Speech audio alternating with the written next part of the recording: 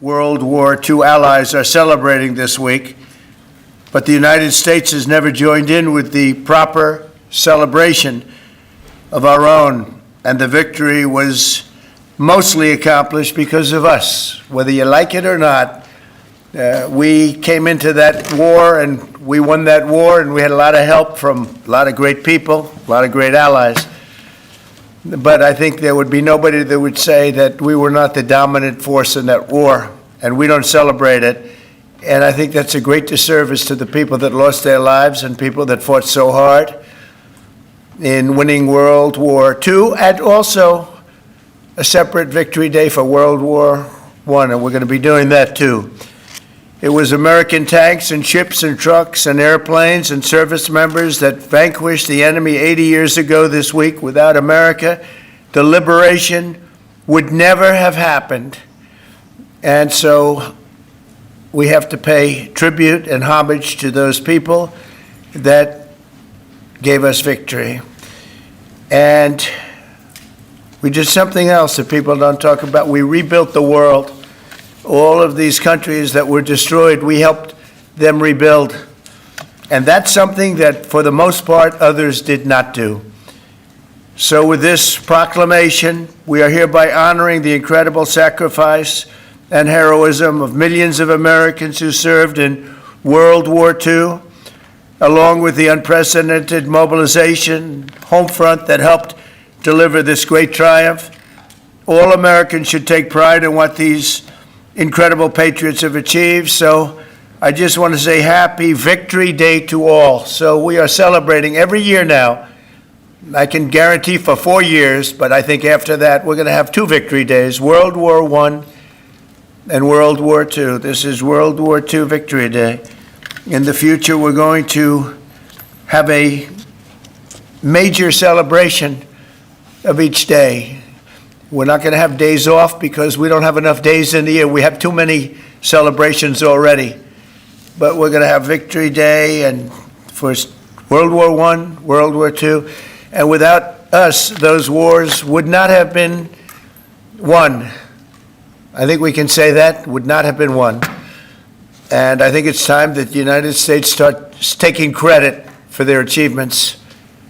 And I really believe it's a shame. You know, I was watching for the last week, and I noticed France, I noticed other countries all getting ready for Victory Day. And I said, that's sort of strange, because David just added something. He said, we also rebuilt the world.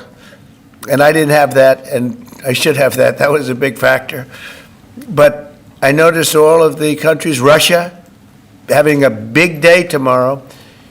And by the way, they lost millions of people.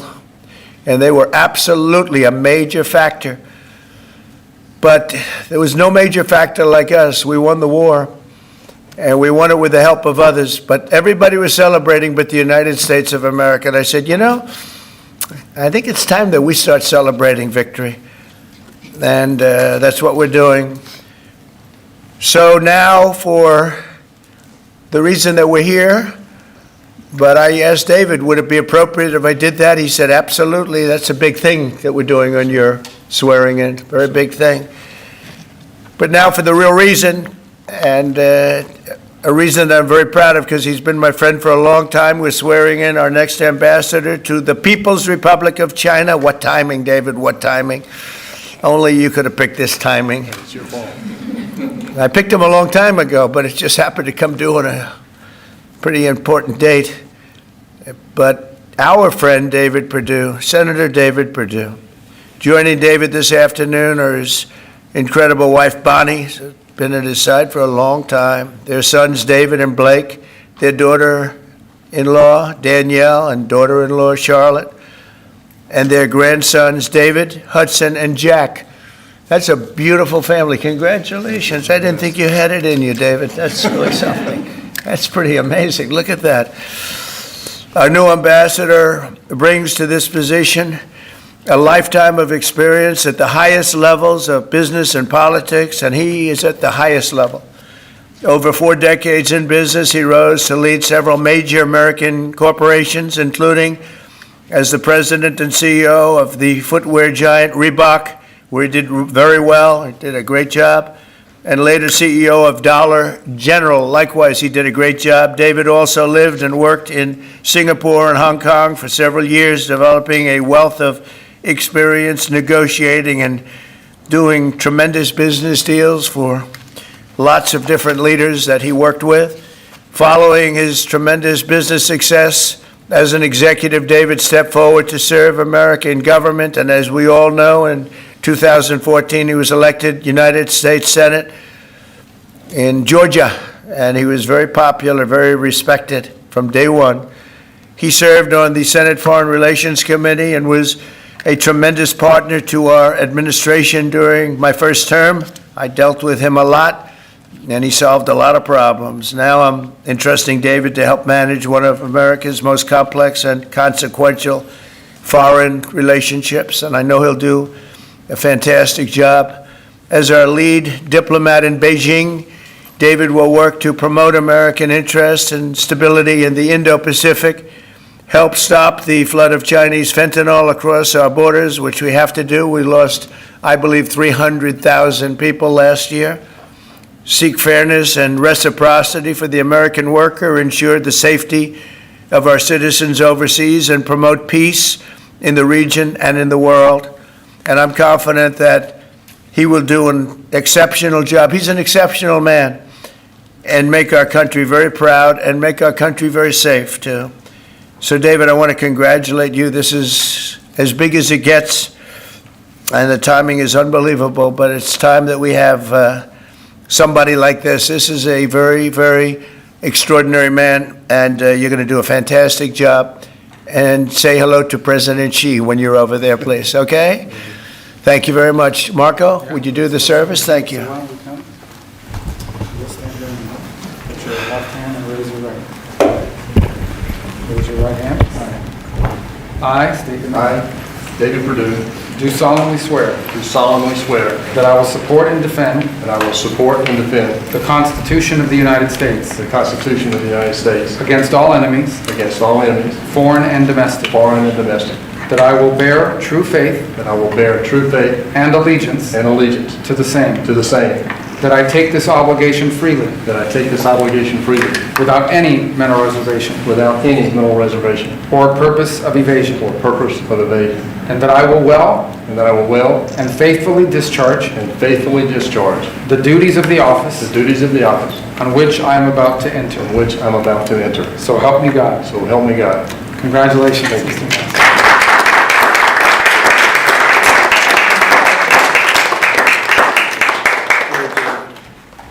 David, would you like to say something? Mr. President, I'm humbled to be in this office today. I love what you've done with this office. I like the Declaration of Independence. Yeah. I want the world to know that I know this man personally. He loves this country, and I am glad to be your man in China. Thank you. Thank you, David.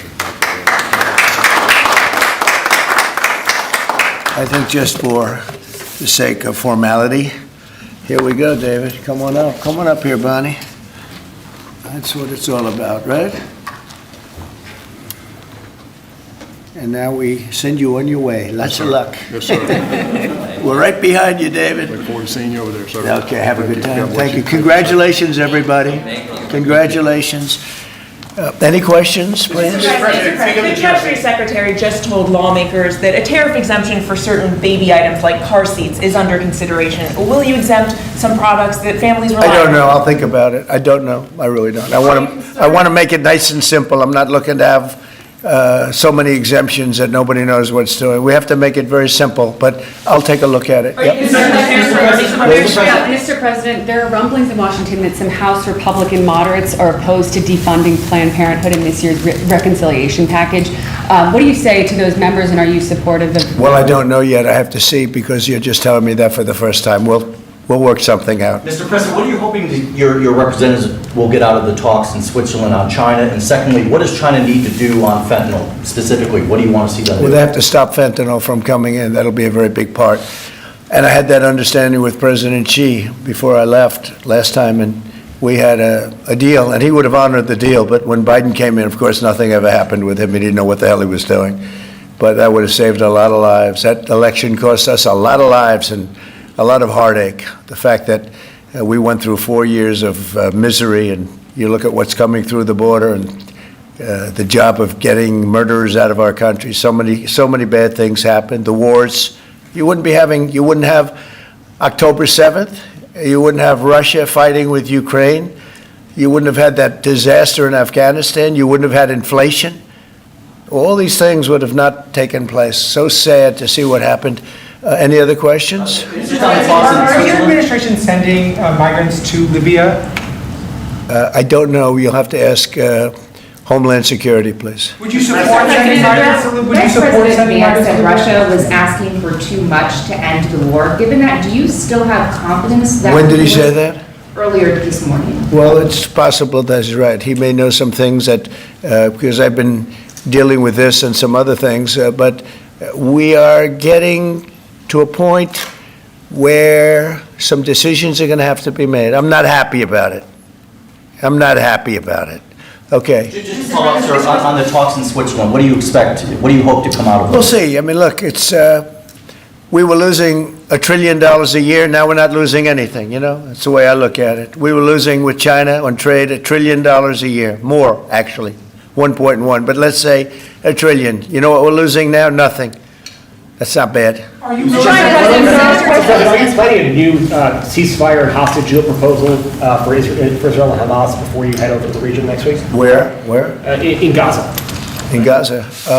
Well, we're going to see what's happening. There's a lot of talk going on about Gaza right now. You know that, right? So you'll be knowing probably in the next 24 hours.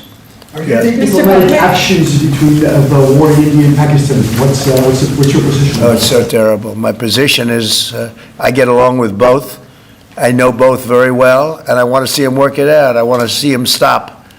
And hopefully they can stop now. They've gone tit for tat, so hopefully they can stop now. But I know both. We get along with both countries very well, good relationships with both, and I want to see it stop. And if I can do anything to help, I will be there. By the way, unrelated, but I guess it's all related when you look at the world nowadays. Rwanda and the Congo, we've made a lot of progress in getting that disaster stopped. We've had a very talented person over there, and we've made a lot of progress with Rwanda and Congo fighting a very violent war, by the way. China says in order to have substantive negotiations, you have to bring down your 145% tariffs. Are you open to pulling back your tariffs in order to get China to the negotiating table? No.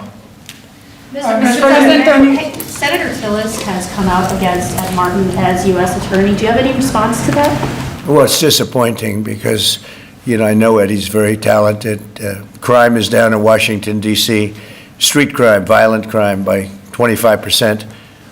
And people have seen, they've noticed a big difference. So I didn't know that. But if anybody voted against him, I feel very badly about it, only in the sense that in this short period of time that he's been there, crime is down 25% in Washington, D.C. But that's really up to the senators. If they, feel that way, they have to vote the way they vote. They have to follow their heart, and they have to follow their mind. Mr.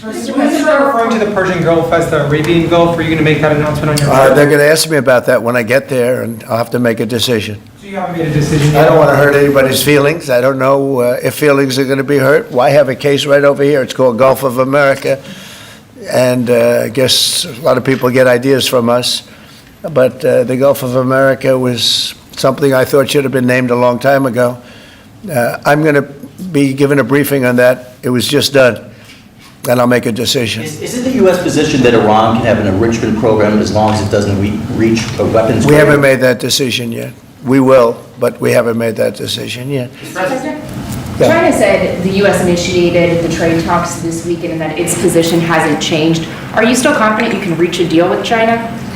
They said we initiated? Well, I think they ought to go back and study their files. Okay? I do think that. Go ahead. What do you? Are you planning to ease chip export restrictions to some of these Gulf countries and then also make announcements regarding... We might be doing that, yeah. And their nuclear programs, civilian nuclear programs? And it'll be announced soon.